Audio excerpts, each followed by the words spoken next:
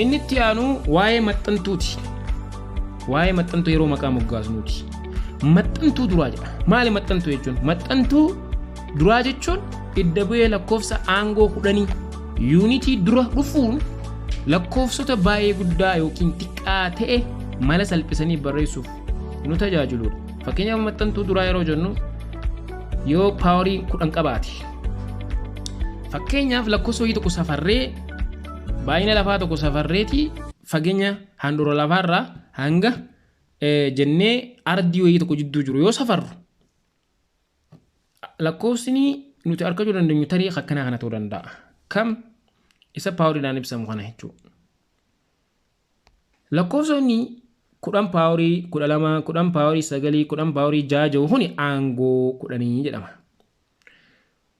Maxxantuu duraa jechuun maqaa isaa kanaati. Maqaa paawaroota lakkoofsa qaban kanaati iddoo beedhaa wajjin. Isaan kana keessatti fakkeenyaaf 10 paawarii 12 maxxantuun duraa kun maal jedhama? Lakkoofsi isa kana qabu maal jedhama? Piikoo. P jennaani 10 paawarii 9 naanoo n dha. 10 paawarii negatiiva 6 maayikroodha. 10 paawarii negatiiva 3 miilii jedhama. 10 paawarii negatiiva takka deesii jedhama. 10 paawarii takka deekkaa jedhama. 10 paawarii 2 hektoo jedhama. 10 paawarii 3 kiiloo jennaan. 10 paawarii 6 meegaa jennaan. 10 paawarii 9 giigaa jennaan. 10 paawarii 12 teeraa jennaan. Kuni maxxantuu wani jechuudha. Maqaa fi maxxantuu duraa fi iddo bu'eewwanii jechuudha. Fakkeenya inni biraa asumatti isa kana ibsuudhaaf raadiyeesiin lafaa jedhe ilaalan masitti. Raadiyeesiin lafaa walqixanii tahaa miiliheena 6,400 meetira yoo ta'e raadiyeesiin lafaa jechuudha. Handhuura lafaarraa hanga maddiitti kiristichi ba'utti jechuudha. Asitti lafti bifa boca kanaatiin argamti. Asirraa kaanee achi yeroo kanatti jibaanu. Raadiyeesiin lafaa R inni jennuun kun jechuudha.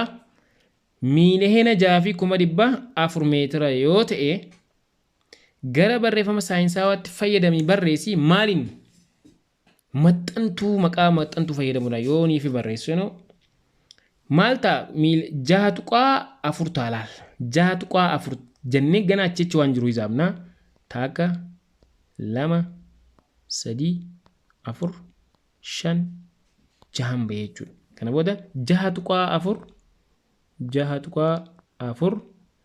baay'isuu 10 the power of what? 10 the power of 10 paawarii 6 meetira ta'a. Isa kana 10 paawarii 6 jechuun eenyu bakka bu'a? Meegaa bakka bu'a. Waan ta'eef 10 paawarii 6 jechuun meegaa waan bakka bu'uuf maal jennaan jechuudha? 6.4 bakka meegaa jennee dubbannu kana bakka kana akka inni barreessinu kana daarektii qubeedhaan bakka 6.4 baay'isuu 10 paawarii 6 jennee barreessinu kana maaliin bakka buufannee barreessuu dandeenya gabaabinaan? Meegaa meetir. Meegaa meegaa bakka bu'a 10 paawarii 6 bakka bu'a bakka maqaadhaaf fayyadamne jechuudha. Maqaadhaatti fayyadamne jechuudha. Baay'ee gaarii. Maqaadhaaf fayyadamne kanatti ibsuu dandeenya jechuudha. Asitti inni biraa waa'ee ragaa xinxaaluuti. Osoo cingeen duratti waa'ee sirrummaa fi qixxummaati. Sirrummaa fi qixxummaa jedha. Sirrummaa jechuun gatii maaliiti? Sirrummaadha jechuun gatii safara tokko hammaan gatii sirrii fi dhugaatti baay'ee akka dhiyaatu kan agarsiisu. Sirrummaa jennaan waan akkasii. Gatii safara tokko lafa kaayyannee eegas immoo isa kan akka dhiyaatu gatii sirrii kan akka dhiyaatu yoonii fi agarsiisu sirrummaa jennaan. Qixxummaa jechuun ammoo gatii safara lamaa fi isaa ol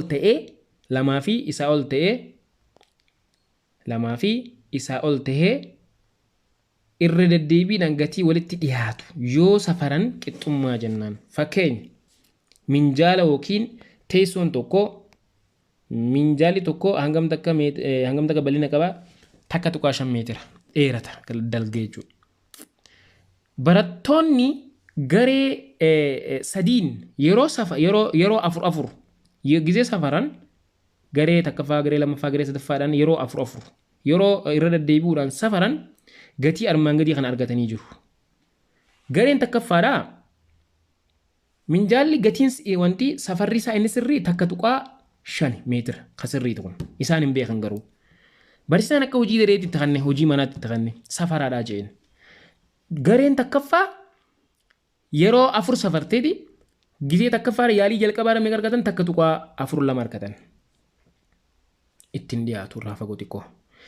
Gizee yaalii lammaffaa gaggeessan takka tuqaa 4 argatan ammas ittiin dhiyaanne takka tuqaa 4 takka tuqaa 4 argatan garee jalqabaati tun. Gareen itti aantus ni safaran bal'ina dheerina isaa takka tuqaa yaalii jalqabaa irratti takka tuqaa 7 takka tuqaa 5 takka tuqaa 4 takka tuqaa 6 safarri isaanii baay'ee addaan fagoodha. Gareen sadaffaadhaa takka tuqaa 5 akka maleetti dhiyoodha laa takka tuqaa 5 takka tuqaa 5 daarektii argatanii jiran takka tuqaa 4 bira ga'anii jiran takka tuqaa 5 argatanii jiran. Ammas keessatti qixxummaa fi sirrummaa waan jaamusan akkamitti beekuu dandeenya? Maal jetti himni as jiru sirrummaa jechuun gatii safara tokkoo hammaan gatii sirrii fi dhugaatti baay'ee akka dhiyaatu gatii sirriitii fi dhugaatti baay'ee kan dhiyaatutu sirrummaa jenna. Qixxummaan gatii safara lamaa fi isaa ol ta'ee irra deddeebiin gatii walitti dhiyaatu yoo safaranidha jenne. Gatii garee sadaffaa bira dhuftu gatii dhugaatti dhiyaachuudhaan kan safaramedha. Gatii dhugaatti baay'ee dhiyaatee safaran. Eenyutu safare warri garee sadaffaa kun. Takka tuqaa 5 ture takka tuqaa 5 takka tuqaa 5 0 takka tuqaa 5 0 takka tuqaa 4 9 baay'eetti dhiyoodha jechuudha. Kanaaf garee sadaffaatiin maal jennaani gatii dhugaatti dhiyaachuudhaan kan safaramedha jennaan. Asuma jalatti garee takkaffaa yoo fudhanne qixxummaa olaanaa qaba. Sababni isaa irra deddeebiin gatii wal fakkaatu kan galmeessa waan ta'aniif. Gatiin isaanii baay'ee walitti dhiyoodha. Kanaaf qixxummaa jenneen. Look akkami walitti dhiyaatan. Takka tuqaa 4 2 takka tuqaa 4 3 takka tuqaa 4 4 2 takka tuqaa 4 2 gatiin isaanii akka malee walitti dhiyoodha. Qixxummaa olaanaa qaban jennaan. Qixxummaa olaanaa qaban. Sababni isaa gatiin isaan safaran baay'ee walitti dhiyaateef. Garee lammaffaa bira dhuftu sirrummaa fi qixxummaa xiqqaa qaba. Sirrummaan isaanii isa dhugaatti hin dhiyaatu. Kan safarames walitti hin dhiyaatu. Look fakkeenyaaf garee lammaffaa bira dhuftee takka tuqaa 5 barbaadan garuu wanni isaan argatan takka tuqaa 7 walitti hin dhiyaatu. Takka tuqaa 5 barbaadan takka tuqaa 5 4 argatan irraa fagoo. Takka tuqaa 5 barbaadan takka tuqaa 4 5 argatan irraa fagoo malee. Takka tuqaa 5 barbaadan takka tuqaa 6 0 argatan irraa fagoo. Yoo sirrummaan isaanii kana ta'u qixxummaa isaaniitti ilaala ammas. Takka tuqaa 3 7 jala as takka tuqaa 5 4 addaan fagoo jechuudha. Kunii fi kunu adda fagoo. Takka tuqaa 5 4 fi takka tuqaa 4 5 adda fagoo. Kunii fi kunis adda fagoo. Akkasuma takka tuqaa 4 5 fi takka tuqaa 6 0 adda fagoodha jechuudha. Kuni maali? Qixxummaan isaaniitis wanni isaan safaranis addaan fagoodha. Yaalii yookiin isa sirrii ta'e safara isa sirrii ta'e irrattis addarraa fagoodha. Kanaaf qixxummaanis ta'e sirrummaan yaalii isaanii baay'ee xiqqaadha jechuudha. Kana asirraa hubanna. Inni biraa waa'ee qorannaa saayinsaawaa. Waa'ee qorannaa saayinsaawaa gaggeessuu. Qorannaa saayinsaawaa gaggeessuun faayidaawwan qorannaa saayinsaawaa keessaa tokko yeroo qorannaa saayinsaawaa yeroo gaggeessuun faayidaa armaan gadii ni qabaanna ni arganna. Waa'ee amaloota namoota dhuunfaa hubachuu ni dandeenya. Yeroo waliin hojjennu gareedhaan waa'ee amala namoota dhuunfaa irratti diibiidhaan hubachuu ni dandeenya. Waa'ee ta'iiwwan hubachuudhaaf waan taateewwan adda addaa keessatti uumaman hubachuudhaaf ni gargaaramna. Fakkeenyaaf amala fiizikaalaa fi amala keemikaalaa baruudhaaf yoo yaalii waliin gaggeessine maal irratti aanan itituu irratti ta'iiwwan aanan akkamitti akka ititan taateewwan isaan keessa darban waliin hubachuu irratti faayidaa qorannoo saayinsaawaa keessaa tokko. Waa'ee garee sirriitti hubachuudhaaf bu'aan gareen qabu kanaayi jennee waa'ee garee yeroo hubachuudhaaf sirriitti qorannoo saayinsaawaa gaggeessuun faayidaa irraa argamudha. Ta'iiwwan garaagaraa hammam irra deddeebiin akka uumamanii fi hariiroon isaan kan biroo wajjin qaban barbaaduuf illee nu gargaaraa jechuudha. Ta'iiwwan garaagaraa hammam irra deddeebiidhaan uumamuu akka uumaman hariiroon garaagaraa hammam akka irra deddeebiidhaan uumaman hariiroon isaan waliin qaban jidduu isaaniitti jiru maal waan jedhamu barbaaduudhaaf illee nu gargaara jechuudha. Akkasuma kabira yaadarimeewwan hariiroowwan akkasuma duudhaawwanii fi seerota uumamaa kan kana fakkaatu hubachuuf illee nu fayyada jechuudha. Maal yaalii qorannoo waa'ee faayidaawwan qorannoo gaggeessuudha jechuudha hundi. Maloota saayinsawaa qorannoo gaggeessuudhaaf gargaaran. Maloota saayinsawaa qorannoo gaggeessuudhaaf gargaaran tokko daawwannaadha. Mala dha'uudha. Yaalii gaggeessuudha. Ragaa xinxaaluu akkasuma yaada xumuraa kaa'uun maloota saayinsawaa qorannoo gaggeessuudhaaf nu fayyadan jechuudha bakka kanatti. Maloonni baay'ee murtaa'oo ta'an kanneen jechuudha. Daawwannaa ni gaggeessita. Mala ni dhooyta. Yaalii ni gaggeessita. Eegasii ragaa ni xinxaalta. Eegasii immoo yaada xumuraa ni keessa jechuudha. Kuni maloota saayinsawaa qorannoo gaggeessuudhaaf nu fayyadan jechuudha. Maali qorannoo jechuun? Qorannoo jechuun maali? Yookiin daawwannaa jechuun maali? Daawwannaan adeemsa qaama miiraa keenyaan ilaaluudhaan, tuquudhaan, dhandhamuudhaan, dhaggeeffachuu fi urgeeffachuun waa'ee naannoo keenyaa odeeffannoo ittiin argannuutitu daawwannaa jedhama jechuudha. Daawwannaa jedhama jechuudha. Fakkeenyaaf maaltu rooba uumaa gaafii jedhuuf daawwannaa gaggeessuu keessatti waa'ee naannoo keenyaa haala qilleensaa naannoo keenyatti akkamitti uumamaa jira roobni, maaltu rooba uumuu jira, akkaataan roobaa maali, maal fakkaata, rooba gahaa argachaa jira moo rooba gahaa argachaa hin jiru waan jedhu qorannoo yeroo gaggeessinu durarratti daawwannaadha jechuudha. Itti aanee mala dha'uudha. Maali mala dha'uudha jechuun? Mala dhahuun mala saayintistoonni yookiin warri waa qoratu sun jechuudha. Mala saayintistoonni furmaata yookiin ibsa gaafii gaafatameef odeeffannoo daawwannaan guurame irratti hundaa'uun yeroodhaaf kennamuutu mala dha'uu jedhama. Gaafiin kaa'amuu fakkeenyaaf asitti biqiltoonni ifa aduu sirriitti argatan kanneen ifa aduu sirriitti hin arganne caalaa saffisaan guddatu jedha. Asitti waan kana maalirra dhaabbataniiti yaada kana kaayan isaan daawwannaa gaggeeffameerra dhaabbataniiti. Daawwannaa gaggeeffameerra irratti ni ilaalan, ni tuttuqan, dhandhamanii ni ilaalan, urgeeffachuudhaan ni ilaalan, dhaggeeffachuunis ni ilaalan. San booda mala dha'uu jechuudha. Mala dha'uu jechuun waa'ee waan tokkoo yaada wayii ni kaa'u jechuudha. Fakkeenyaaf biqiltoonni ifa aduu sirriitti argatan kanneen ifa aduu sirriitti hin arganne caalaa saffisaan guddatu jedha. Akkami kan jedhu yaalii daawwannaa erga gaggeessanii jechuudha. Fakkeenyaaf biqiltoonni ifa aduu sirriitti argatan jechuun wal nyaatinsi isaan keessa ni gaggeeffama. Baala biqiltootaa keessatti adeemsa footoosenteensisiidhaan baala biqiltootaa keessatti bishaanii fi kaarboon daayoksayidii jidduutti wal nyaatinsi keemikaalaa gaggeeffamuudhaan bakka ifni aduu jirutti gulukoosii nyaanni jedhamu qophaa'aaf jechuudha. Kanaaf gulukoosiin nyaata guddina biqiltootaatiif isaan gargaaru waan ta'eef jecha saffisaan guddatu jechuudha. Bakka ifni aduu hin jirretti ammoo biqiltoonni halluu magariisa qaban gaa nyaata isaanii qopheeffachuu hedduu waan hin dandeenyeef jecha maal ta'u jechuudha? Saffisni guddina qaama isaanii hin jiru jechuudha. Kanaaf bakka kanatti ifni aduu jiraachuun nyaanni qaama biqiltootaa keessatti saffisaan amma waan qophaa'uuf jechuudha. Kanaaf caalanii guddachuu danda'an. Kana maaliin argachuu danda'an isaan daawwannaadhaan jechuudha. San booda eega daawwannaadhaan waan kana hubatanii booda mala dha'uu yaada kana kaayan jechuudha. Yaalii ni gaggeessan waan kana. Amma kun tiyooriidha. Waan tiyooriidhaan dubbatame waan ta'eef hagam takka dhugaadhaa yaalii gaggeessuu jechuudha. Yaaliin mala dhahinsa haayame tokko mala ittiin dhugummaa isaa mirkaneessanidha. Sirrii moo sirrii miti wanni yaadaan kaa'ame kun jedhanii adeemsi ittiin mirkaneessan yaalii gaggeessuu jechuudha. Yaaliin mala tartiiba yookiin qajeeltoo murtaa'e hordofuudhaan dalagamudha.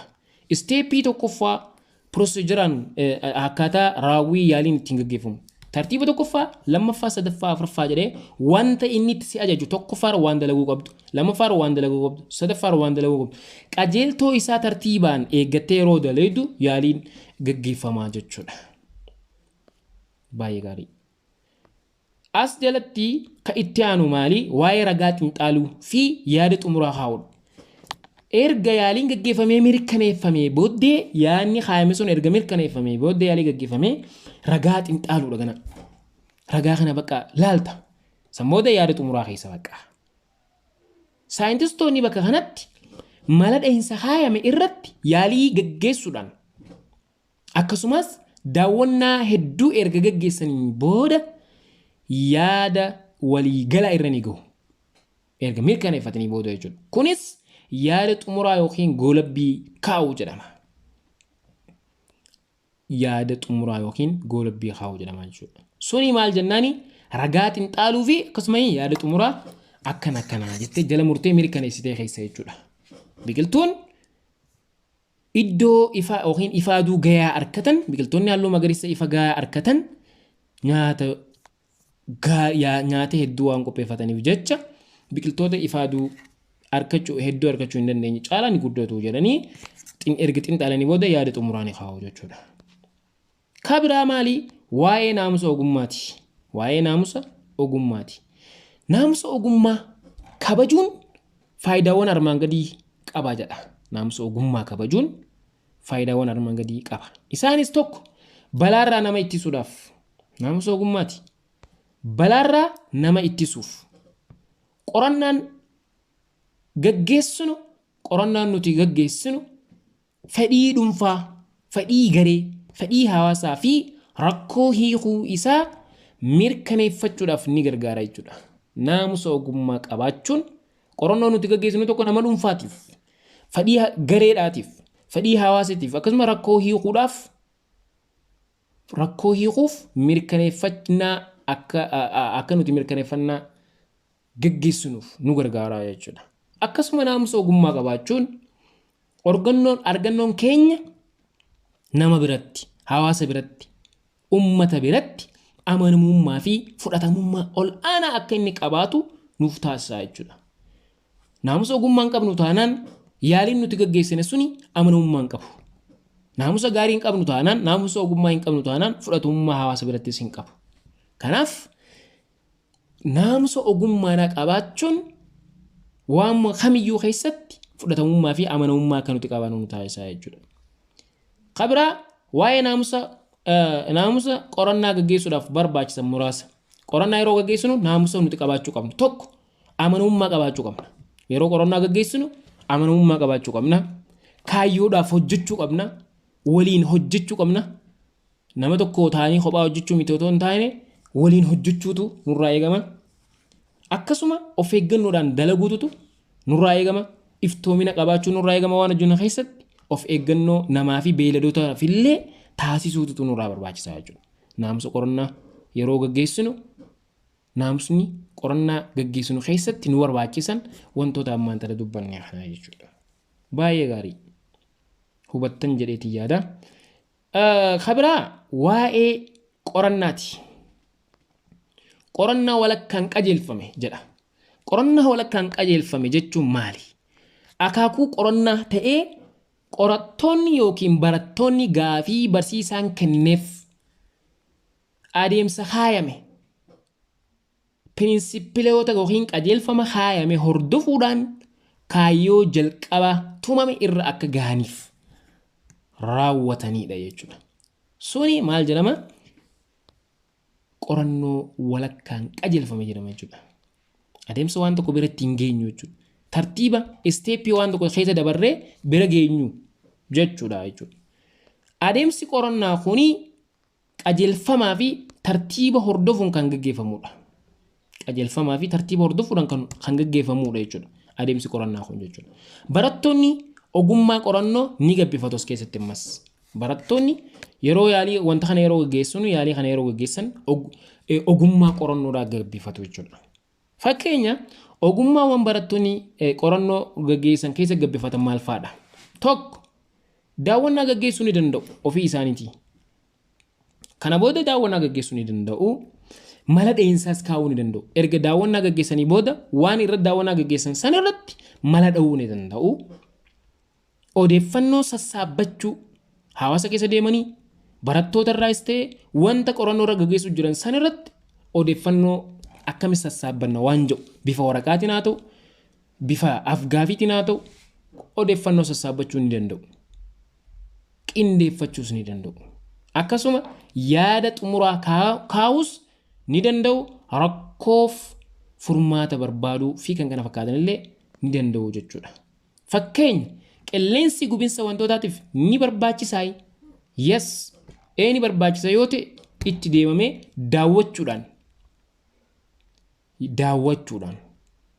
Erga